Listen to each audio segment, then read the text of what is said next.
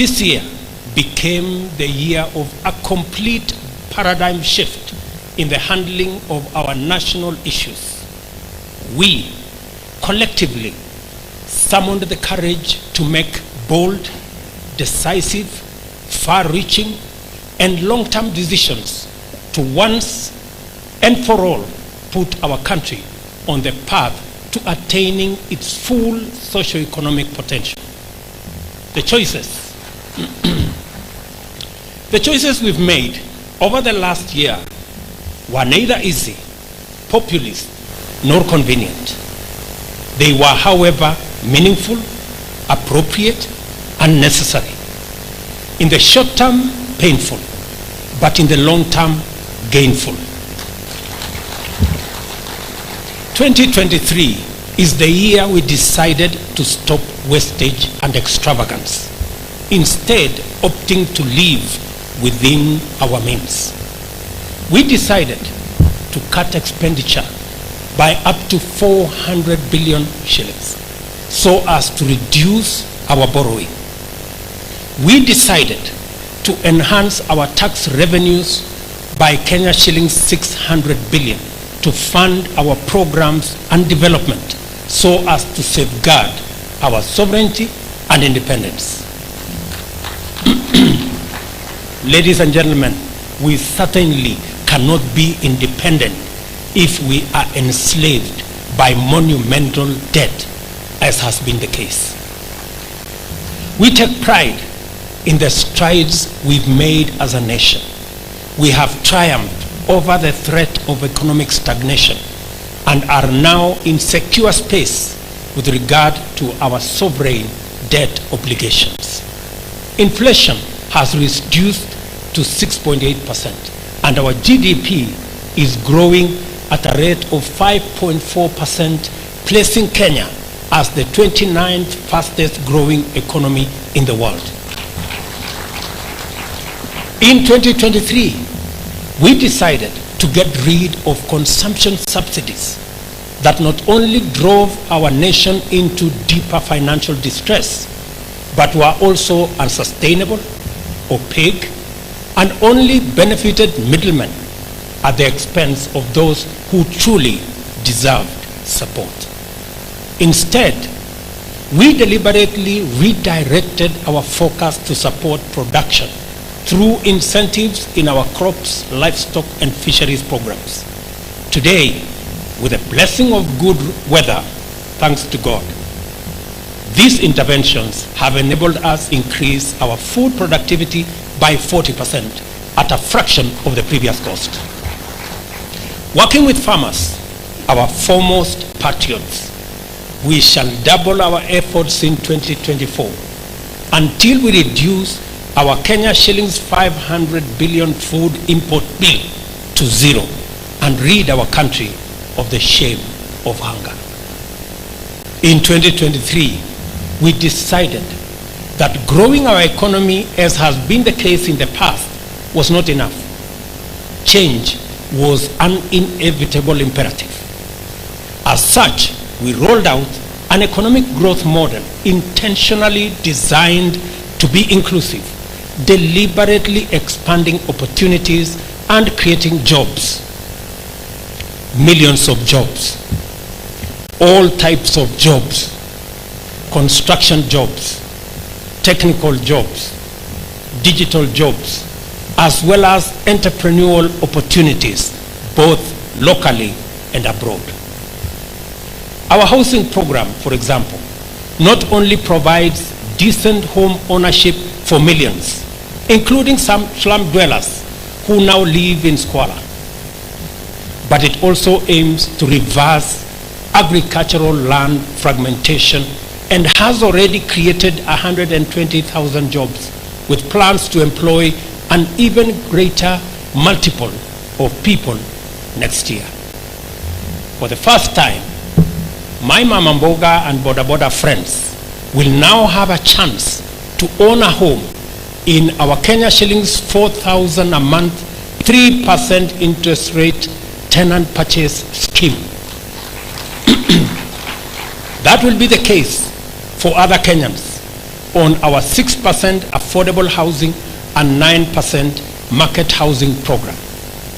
All these housing programs will be at a single-digit interest rates, which is half the current rates. Ladies and gentlemen, our digital superhighway infrastructure with 22,000 computers being supplied is already creating thousands of jobs in our technical and vocational education and training institutions. Even as we roll out our ICT hubs in every ward and every constituency in Kenya.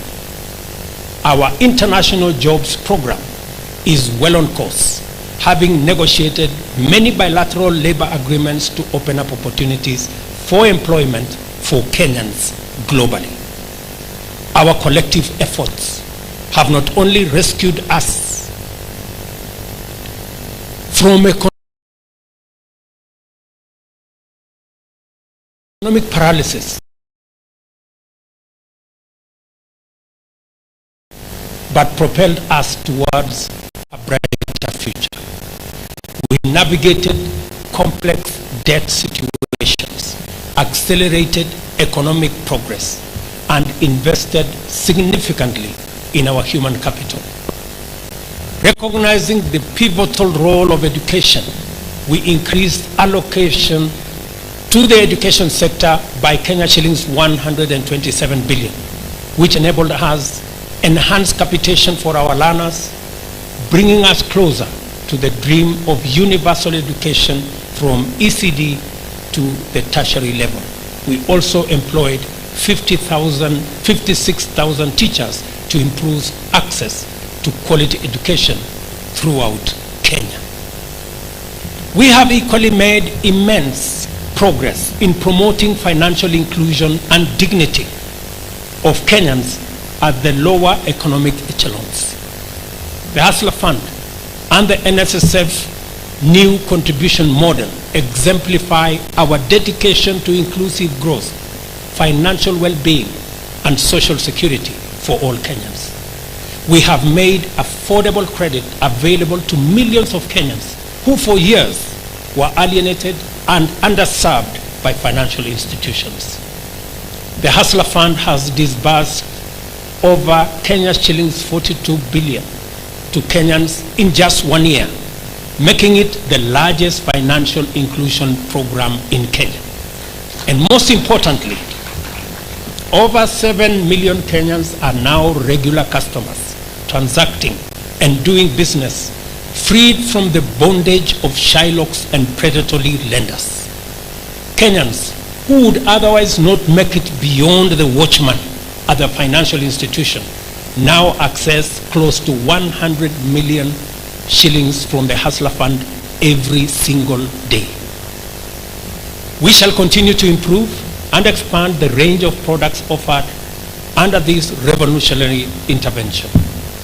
Similarly, our universal health coverage program has set in motion a transformative approach to health delivery, with 100,000 community health promoters actively contributing to the betterment of our nation's health. We are witnessing the tangible impact of our dedication to the well-being of people. In the new year, we continue our health transformation at the secondary and tertiary health levels, emphasizing the need for a fair contribution system for social health insurance, as the previous setup disproportionately burdened and alienated low-income earners from accessing health care. For the first time, ladies and gentlemen, every Kenyan, without exception, will have health insurance, and all Kenyans will access treatment, including for notorious chronic conditions like cancer, hypertension, and diabetes, without discrimination. These are only brief highlights of the work done and progress made this year. I acknowledge we do not have a strong history of commitment to positive transformation or a culture of consistent promise-keeping in our political leadership. This may explain why many anticipated that this administration would abandon the commitments we made under the bottom-up economic transformation agenda. It is in this context, for example, that I understand the invitation by some for us not to honor our commitment on account that they are either too onerous or simply unattainable. For the record, I want to tell them, we are breaking new ground and charting a new political culture for Kenya. Instead of excuses to abandon our nation's transformation, I invite the skeptics, opponents, and the indifferent to change their perspective and embrace our new paradigm shift to pursue inclusive growth with a sense of urgency, where leaders say what they mean and mean what they say. Yet, as we celebrate all the achievements made so far, a number of our policies, programs, and other strategic interventions aimed at delivering necessary and urgent interventions of the bottom-up economic transformation agenda have been delayed, obstructed, and hampered by various challenges, including persistent litigation. There is nothing wrong with challenging policy and holding government to account. And in fact, the national interest is best safeguarded in an environment defined by the competition of progressive ideas, where a good proposal gives way to a better one. We all have a duty to make sure that the best ideas always prevail in enhancing the well-being of the people and making this nation prosperous and powerful. That is what our democracy exists to achieve. You will agree with me that there is something fundamentally wrong with opposition without any viable alternative, whose only purpose is division, conflict, and anarchy. There is something wrong with litigation sponsored by hostage-taking vested interests with the sole aim to delay, derail, and sabotage the delivery of public programs and defeat public interest. Time and time again, Kenyans have clearly and manifestly demonstrated their devotion to pursuing opportunities of progress by voting for progressive policies, as they did in the last election. Kenyans are ready to propel their nation forward to greatness. What has held them back is a leadership invested in the status quo, which excludes the majority to benefit only a few. A politics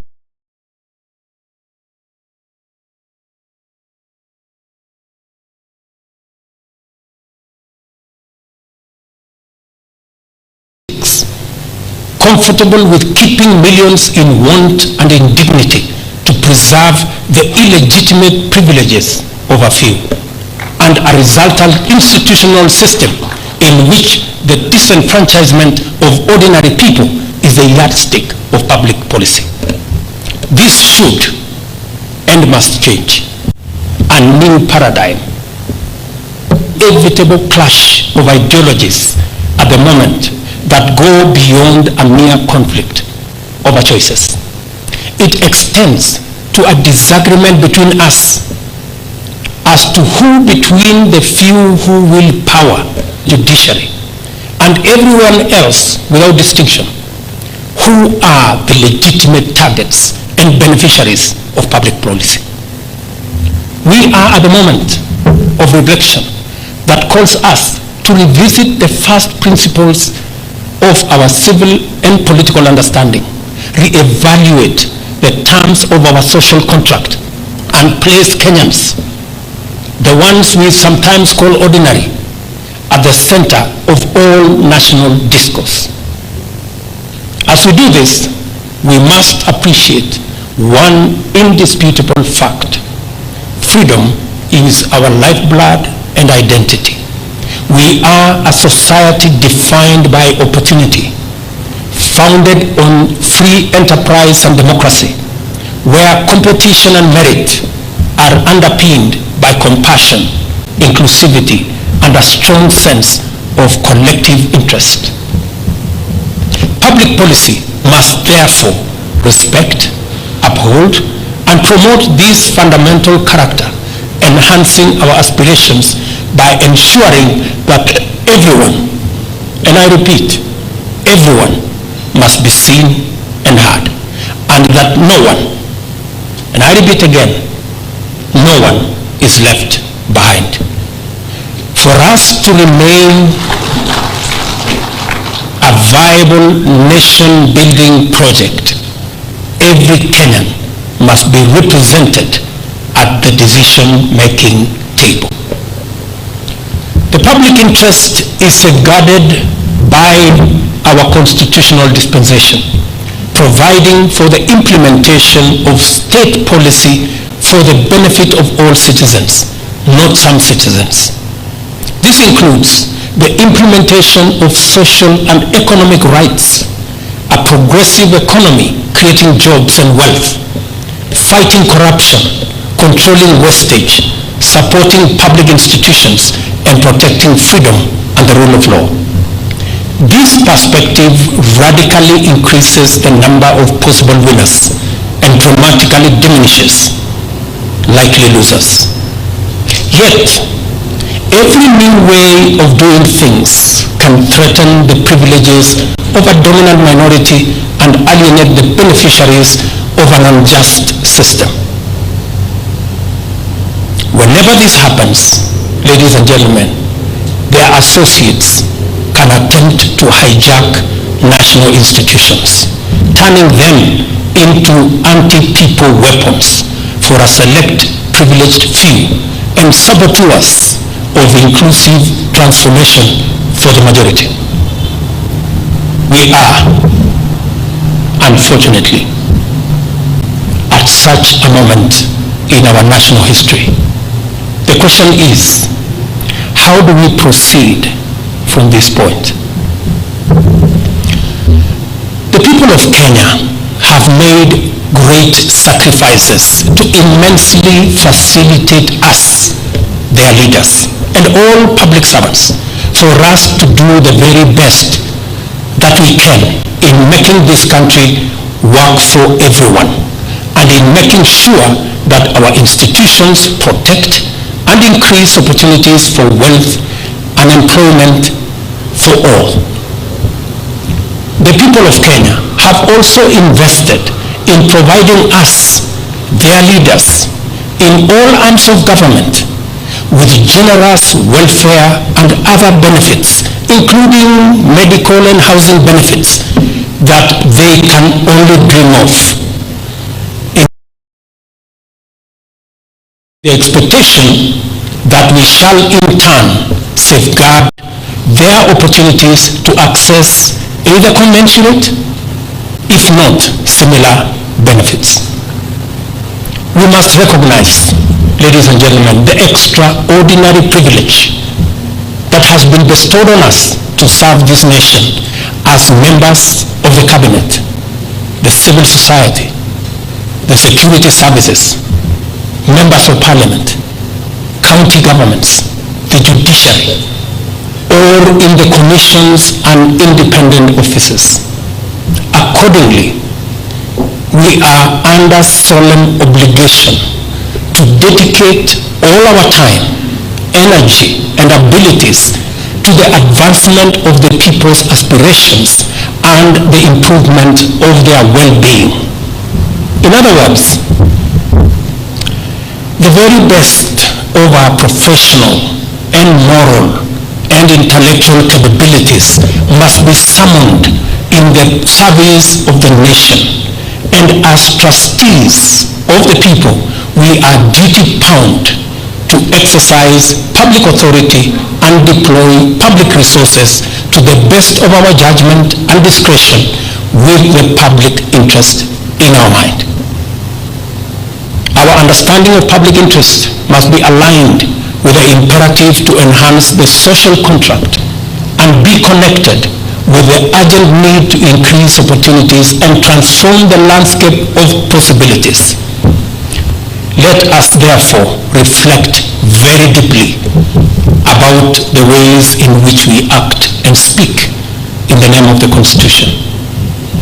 We must ensure that institutional independence does not mutate into impunity and avoidance of accountability. We must be cautious lest our professed pursuit of constitutionalism and obedience to the law turns into an empty ritual and hollow vanity for the majority of citizens. We must take abundant care that our aim to protecting or advancing the people's rights does not deny them legitimate opportunities or make a mockery of their struggles and their aspirations. Ladies and gentlemen, this is what happens when a public servant enjoying a house mortgage at 3% interest makes a decision to frustrate the housing program, robbing millions of young people employment prospects and denying millions of Kenyans the chance to own a home like them. This is also the case when a public officer who benefits from unlimited medical insurance invokes the law to derail the universal health care delivery, denying millions of vulnerable Kenyans a health cover, just like the one they have. It is also the case when a politician neglects the boundaries of democratic competition, that opposing policy, government policy for that matter, does not permit undermining the nation or sabotaging the national interest or the welfare of the people. In conclusion, the last general elections were a watershed moment for our nation. We finally came of age and set a new record, confirming to all and sundry that Kenya is a robust democracy. We turned over a new leaf, writing a fresh chapter in the Kenyan narrative. The era of ethnicity and ethnic political mobilization was well behind us. The anarchy of election violence was firmly relegated to the past. And more importantly, the people, not the system, had the final say.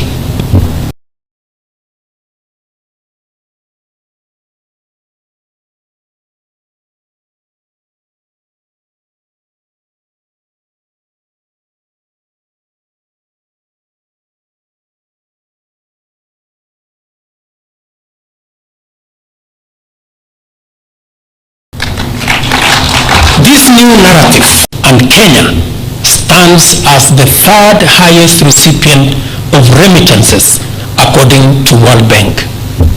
Accordingly, our country holds the third position as a globally attractive destination for foreign direct investment in 2024. Kenya has also achieved the status of the best adventure tourism destination in Africa and ranks 10th globally. With our newly crafted global positioning as the home of humankind and a visa-free regime, we are poised to double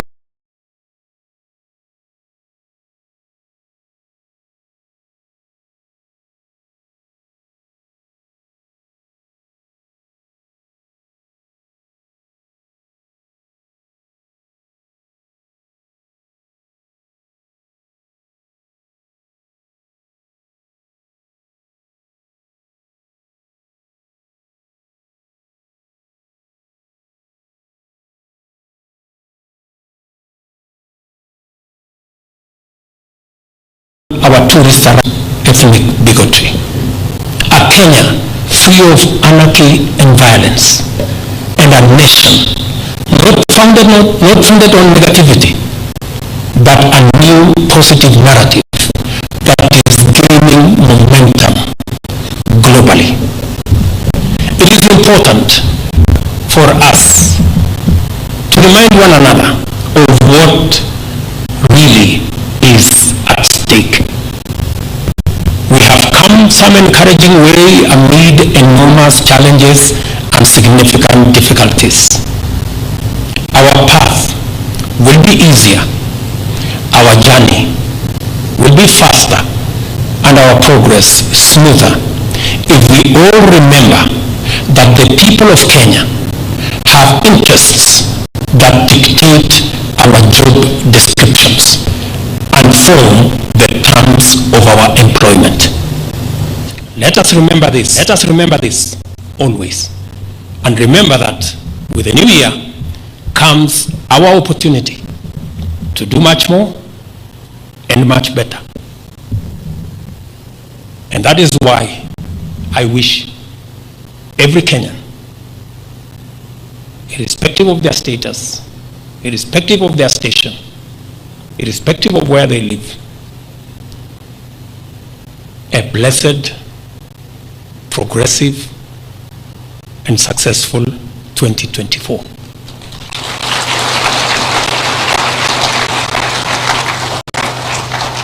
Na nitarudia niseme kwa Wakenya wote, mahali popote mlipo,